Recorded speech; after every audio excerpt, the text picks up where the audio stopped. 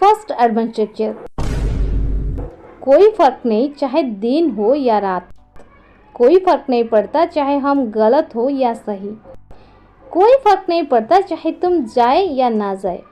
Guys, इस प्रकार के सेंटेंसेस को हम इंग्लिश में कैसे कहेंगे जहाँ पर हम फ्रेज यूज़ करते हैं कोई फर्क नहीं पड़ता चाहे, कोई फर्क नहीं पड़ता चाहे, इसके लिए हम इंग्लिश में लिखेंगे it doesn't matter weather, it doesn't matter weather. चलिए इसका कंप्लीट स्ट्रक्चर देख लेते हैं। पहले आपको यूज़ करना पड़ेगा इट डजंट मैटर वेदर, इसके बाद कंप्लीट सेंटेंस जो आप बोलना चाहते हैं। चलिए कुछ एग्जाम्पल के मदद से इसे और भी बेहतर समझते हैं। कोई फर्क नहीं पड़ता चाहे दिन हो या रात, It doesn't matter whether it is day or night. It doesn't matter whether it is day or night. कोई फर्क नहीं पड़ता चाहे हम गलत हो या सही, it doesn't matter whether we are right or wrong, it doesn't matter whether we are right or wrong.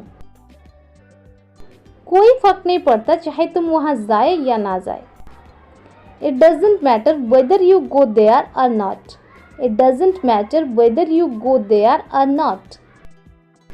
Second urban structure, उसने मुझे बताया कि इंग्लिश में कैसे बातें करते हैं, टीचर ने मुझे बताया कि इसे कैसे सॉल्व करते हैं।